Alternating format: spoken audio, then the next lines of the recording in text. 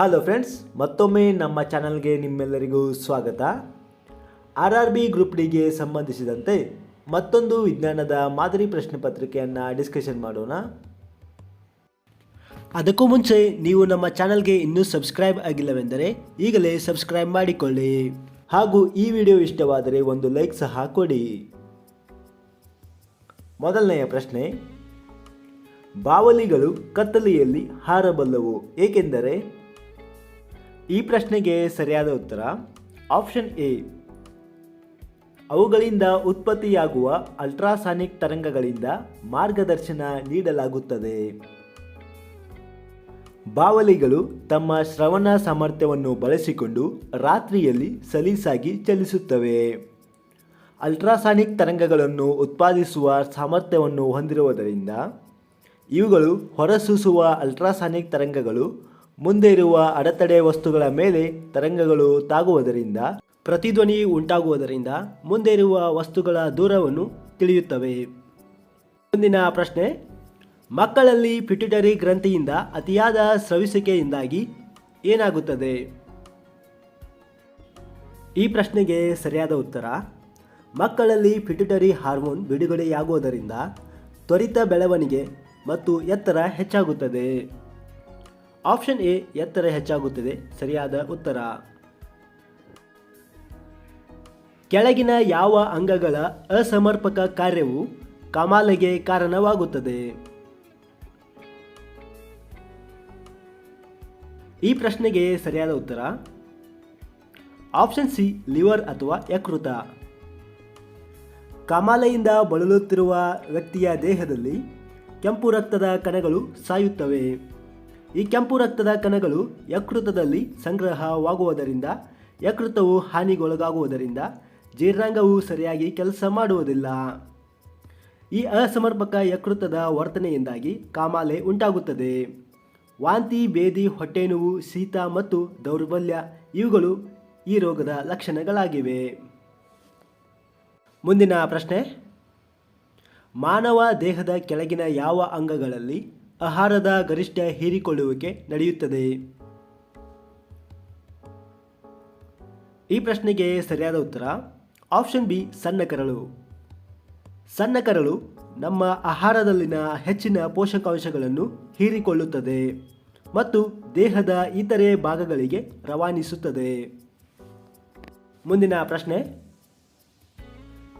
Vitamin B ಯ ರಾಸಾಯನಿಕ ಹೆಸರು ಏನು? ಈ ಪ್ರಶ್ನೆಗೆ ಸರಿಯಾದ ಉತ್ತರ ಆಪ್ಷನ್ ಸಿ, ಥಯಾಮೈನ್. ಜೇನುನೊಣಗಳು ಈ ಕೆಳಗಿನ ಯಾವ ಆಮ್ಲವನ್ನು ಹೊಂದಿರುತ್ತವೆ? ಈ ಪ್ರಶ್ನೆಗೆ ಸರಿಯಾದ ಉತ್ತರ ಆಪ್ಷನ್ ಬಿ, ಫಾರ್ಮಿಕ್ ಆಮ್ಲ. ಜೇನುನೊಣದ ಕುಟುಕು ಅಥವಾ ಸ್ಟಿಂಗ್ ಇದು ಬಾಯಿಯ ತುದಿಯಲ್ಲಿ ಇರುತ್ತದೆ. ಇದರಿಂದ ಫಾರ್ಮಿಕ್ ಆಮ್ಲವು ಬಿಡುಗಡೆಯಾಗುತ್ತದೆ. ಹೀಗೆ ಬಿಡುಗಡೆ ಆದ ಫಾರ್ಮಿಕ್ ಆಮ್ಲವು ಜೇನುನೊಣಗಳ ರಾಸಾಯನಿಕ ಸಂವಹನಕ್ಕೆ ಕಾರಣವಾಗುತ್ತದೆ. ಭೂಮಿಯ ಮೇಲೆ ಎಷ್ಟು ಶೇಕಡಾವಾರು ಸಿಹಿ ನೀರು ಲಭ್ಯವಿದೆ? ಈ ಪ್ರಶ್ನೆಗೆ ಸರಿಯಾದ ಉತ್ತರ ಆಪ್ಷನ್ ಸಿ, 30%. ಪ್ರಶ್ನೆ ಸಂಖ್ಯೆ 8, ಭಾರತದಲ್ಲಿ ಪರಮಾಣು ಶಕ್ತಿಯ ಪ್ರವರ್ತಕ ಎಂದು ಯಾರನ್ನು ಕರೆಯಲಾಗುತ್ತದೆ? ಈ ಪ್ರಶ್ನೆಗೆ ಸರಿಯಾದ ಉತ್ತರ ಆಪ್ಷನ್ ಬಿ, ಹೋಮಿ ಜಹಾಂಗೀರ್ ಬಾಬಾ. ಪ್ರಶ್ನೆ ಸಂಖ್ಯೆ 9, ಈ ಕೆಳಗಿನ ಯಾವ ರಾಜ್ಯವು ಭಾರತದಲ್ಲಿ ಸೌರಶಕ್ತಿಯ ಪ್ರಮುಖ ಉತ್ಪಾದಕವಾಗಿದೆ? ಈ ಪ್ರಶ್ನೆಗೆ ಸರಿಯಾದ ಉತ್ತರ ಆಪ್ಷನ್ ಸಿ, ಕರ್ನಾಟಕ. ಸುಮಾರು 7100 ಮೆಗಾವ್ಯಾಟ್ಸ್ನಷ್ಟು ಸೌರಶಕ್ತಿಯನ್ನು ಉತ್ಪಾದನೆ ಮಾಡುತ್ತದೆ. ಮುಂದಿನ ಪ್ರಶ್ನೆ, ಆಂಕೋಲಾಜಿ ಇದರ ಅಧ್ಯಯನವಾಗಿದೆ.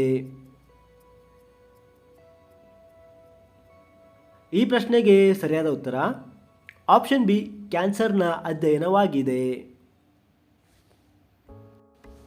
ಪ್ರಿಂಟಿಂಗ್ ಪ್ರೆಸ್ ಅನ್ನು ಕಂಡುಹಿಡಿದವರು ಯಾರು? ಈ ಪ್ರಶ್ನೆಗೆ ಸರಿಯಾದ ಉತ್ತರ ಆಪ್ಷನ್ ಎ ಜೊಹಾನೆಸ್ ಗುಟನ್ಬರ್ಗ್.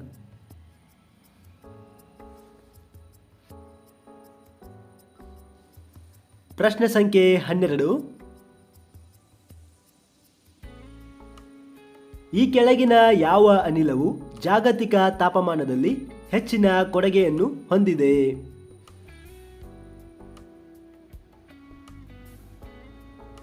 ಈ ಪ್ರಶ್ನೆಗೆ ಸರಿಯಾದ ಉತ್ತರ ಆಪ್ಷನ್ ಸಿ ಕಾರ್ಬನ್ ಡೈಆಕ್ಸೈಡ್. ಮುಂದಿನ ಪ್ರಶ್ನೆ, ಕೆಳಗಿನ ಯಾವ ದೇಶವು ಆಗ್ನೇಯ ಏಷ್ಯಾದಲ್ಲಿ ಅತಿದೊಡ್ಡ ಸೌರ ಫಾರ್ಮ್ ಅನ್ನು ತೆರೆದಿದೆ?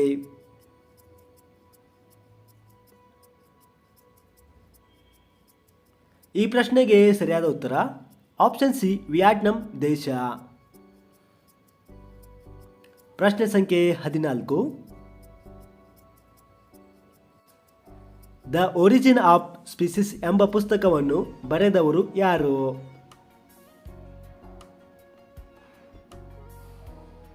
ಈ ಪ್ರಶ್ನೆಗೆ ಸರಿಯಾದ ಉತ್ತರ ಆಪ್ಷನ್ ಎ ಡಾರ್ವಿನ್ ಅವರು ಬರೆದಿದ್ದಾರೆ.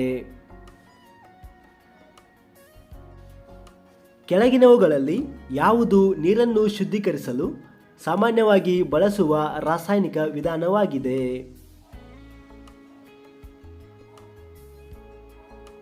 ಈ ಪ್ರಶ್ನೆಗೆ ಸರಿಯಾದ ಉತ್ತರ ಆಪ್ಷನ್ ಸಿ ಕ್ಲೋರಿನೇಷನ್. ಕೆಳಗಿನವುಗಳಲ್ಲಿ ಯಾವುದು ನೀರಿನ ಚಕ್ರದಲ್ಲಿ ಒಳಗೊಂಡಿರುವ ಪ್ರಕ್ರಿಯೆಯ ಭಾಗವಾಗಿದೆ?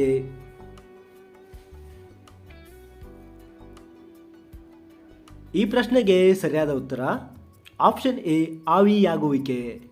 ಇದು ನೀರಿನ ಚಕ್ರದ ಒಂದು ಭಾಗವಾಗಿದೆ. ಪ್ರಶ್ನೆ ಸಂಖ್ಯೆ 17. ಬ್ರಹ್ಮೋಸ್ ಎಂಬ ಸೂಪರ್ಸೋನಿಕ್ ಕ್ರೂಸ್ ಕ್ಷಿಪಣಿಯನ್ನು ಅಭಿವೃದ್ಧಿಪಡಿಸಲು ಭಾರತವು ಯಾವ ವಿದೇಶಿ ದೇಶದೊಂದಿಗೆ ಸಹಕರಿಸಿದೆ? ಈ ಪ್ರಶ್ನೆಗೆ ಸರಿಯಾದ ಉತ್ತರ ಆಪ್ಷನ್ ಸಿ ರಷ್ಯಾ ದೇಶ.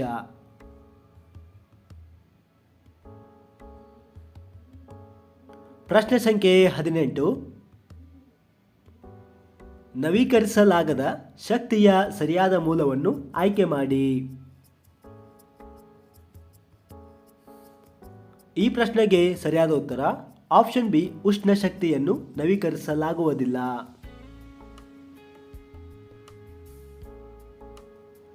ಪ್ರಶ್ನೆ ಸಂಖ್ಯೆ 19. ಉಪಗ್ರಹವನ್ನು ಇದಕ್ಕಾಗಿ ಬಳಸಲಾಗುತ್ತದೆ. ಈ ಪ್ರಶ್ನೆಗೆ ಸರಿಯಾದ ಉತ್ತರ ಆಪ್ಷನ್ ಡಿ ಮೇಲಿನ ಎಲ್ಲ ಕಾರ್ಯಗಳಿಗೂ ಉಪಗ್ರಹವನ್ನು ಬಳಸಲಾಗುತ್ತದೆ.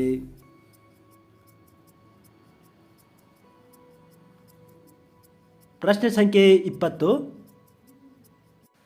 ಕೆಳಗಿನ ಯಾವ ಪದಗಳು ಜೇನುನೊಣಗಳ ಸಾಕಣೆಗೆ ಸಂಬಂಧಿಸಿವೆ?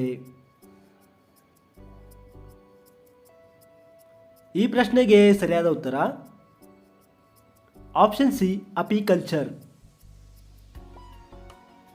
ಮತ್ತೆ ಮುಂದಿನ ವಿಡಿಯೋದಲ್ಲಿ ಇನ್ನಷ್ಟು ಮಾಹಿತಿಗಳೊಂದಿಗೆ ಸಿಗೋಣ.